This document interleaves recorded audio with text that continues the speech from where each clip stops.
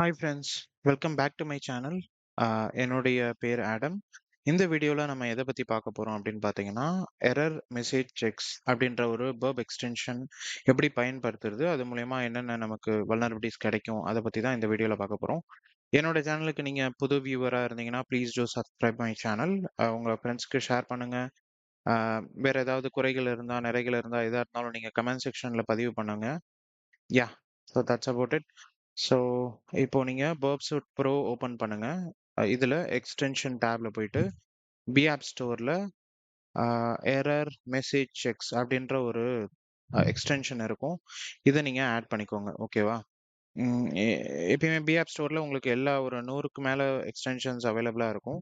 Error message செக்ஸ் வந்து பார்த்தீங்கன்னா, இதில் வந்து இதை எப்படி ப்ரோக்ராம் பண்ணியிருப்பாங்கன்னா, இதில் சில ரிஜெக்ட்ஸ் பேட்டர்ன்ஸ் வந்து வச்சுருப்பாங்க. ஓகே, இந்த மாதிரி எரர் வந்தால் யூசருக்கு வந்து டார்கெட்டில் இஷ்யூஸில் போய் காமி அப்படின்ற ஒரு ரிஜெக்ட்ஸ் பேட்டர்ன் வந்து வச்சுருப்பாங்க. ஃபார் எக்ஸாம்பிள் இவங்க இங்கே கொடுத்துருக்காங்க பாருங்களேன்.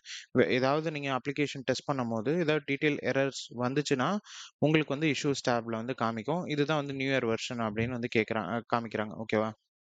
இது வந்து மேனுவல் டெஸ்டிங் நீங்க பண்ணாலும், உங்களுக்கு மேனுவல் டெஸ்டிங்லயுமே வந்து அந்த இஷ்யூஸ் உங்களுக்கு காமிக்கும். அப்படி இல்ல நான் வந்து ஒரு active scan plus plus use பண்ணி ஸ்கேன் பண்றேன். இல்ல ஒரு ஆக்டிவ் ஸ்கேன் பண்றனாலுமே, உங்களுக்கு வந்து இந்த எரர் மெசேஜ் செக்ஸ் வந்து யூஸ் ஆகும்.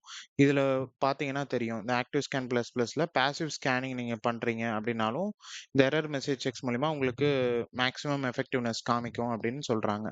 ஓகேவா? அது எப்படி யூஸ் பண்றதுன்னு காமிக்கிறேன். இதுல நான் ஆல்ரெடி எரர் மெசேஜ் செக்ஸ் வந்து இன்ஸ்டால் பண்ணிட்டேன். இப்போ இதுக்கு ஒரு அப்ளிகேஷன் வேணும் நம்ம டெஸ்ட் பண்றதுக்கு. ஸோ என்ன பண்றேன்னா, போர்ட்ஸ்ஃபிகர்ல உள்ள ஒரு லேப் வந்து ஓப்பன் பண்ணலாம். ஸோ இந்த லேப் வந்து எதுக்குன்னா, இன்ஃபர்மேஷன் டிஸ்க்ளோஷர் எரர் மெசேஜ் இருக்கு அப்படின்னு சொல்றாங்க. ஓகேவா? இத நம்ம கண்டுபிடிக்கணும். இதோடைய கோல் என்னதுன்னா, நம்ம அ இந்த அப்ளிகேஷன்ல ஒரு வல்னரபிள் வெர்ஷன் வந்து காமிக்கும். அந்த வல்னரபிள் வெர்ஷன் எங்க இருக்குன்னு நம்ம தேடி கண்டுபிடிக்கிறது தான் நம்மளோட வேலை. ஸோ அக்சஸ் தி லேப்ன்னு குடுங்க. குடுத்துட்டு அ மோஸ்ட்லி நம்மளோட ப்ராக்ஸி செட்டிங்ஸ் வந்து லூப் பேக் அட்ரஸ் அப்புறம் 8080 தான் இருக்கும். அதே தான் ஃபாக்ஸி ப்ராக்ஸிலையும் இருக்கும். ஜஸ்ட் நீங்க ஆட்ன்னு குடுத்துக்கோங்க. ஸோ இந்த யூஆர்எல்ல உங்களோட டார்கெட்ல வந்து ஸ்கோப்ல ஆட் பண்ணிக்கோங்க. ஸோ டார்கெட்ல போயிட்டு ஸ்கோப் செட்டிங்ஸ் ஆட் யூஆர்எல்னு குடுத்துக்கோங்க. அதுக்கப்புறம் இங்க இப்ப நீங்க ப்ரௌஸ் பண்ணீங்கன்னா உங்களுக்கு ஆட்டோமேட்டிக்கா இங்க வந்துரும். ஸோ இதுல பர்ப் ஆன் பண்ணிக்கோங்க ஃபாக்ஸி ப்ராக்ஸில. இப்போ ஹோம்னு குடுத்து பாருங்க. ஹோம்னு குடுத்தீங்கன்னாவே உங்களுக்கு இந்த யூஆர்எல் வந்து இங்க டிஸ்ப்ளே ஆகும்.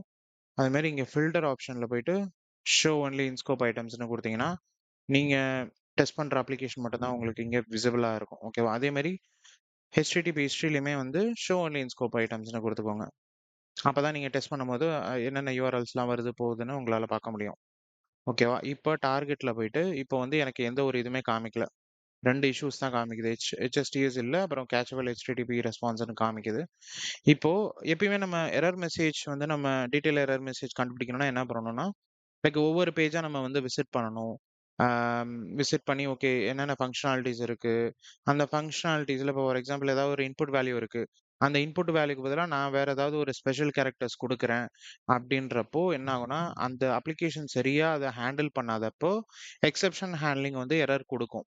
இப்போ ஃபார் எக்ஸாம்பிள் ஒரு இல்லாத பேஜ நான் வந்து ஏதாவது ஒரு ஸ்பெஷல் சிம்பிள் குடுக்குறேன் அப்படின்னா, அதுக்கு அது என்ன குடுக்கணும்? 404 நாட் ஃபவுண்ட் இல்ல 400 பேட் ரெக்வெஸ்ட் அந்த மாரி தான் குடுக்கணும். ஓகேவா? அப்படி அதெல்லாம் குடுக்காம வேற ஏதாவது அ சர்வர் ரிலேட்டட் எரர் மெசேஜோ, இல்ல ஏதாவது வெர்ஷன் டிஸ்க்ளோஷரோ, ஏதாவது இன்டர்னல் பாத் டிஸ்க்ளோஷரோ இந்த மாரிலாம் காமிச்சது அப்படின்னா, டீட்டெயில் எரர் மெசேஜ்ல வந்து வரும். ஓகேவா? இப்போ நீங்க ஏதாவது ஒரு ப்ராடக்ட்ட குடுங்க. இதுல எல்லா ப்ராடக்ட் பேஜஸ்க்குமே வந்து ப்ராடக்ட் 1ன்னு இருக்கு. இப்ப வேற ஒரு ப்ராடக்ட்க்கு போறேன். ப்ராடக்ட் ஐடி 2ன்னு இருக்கு.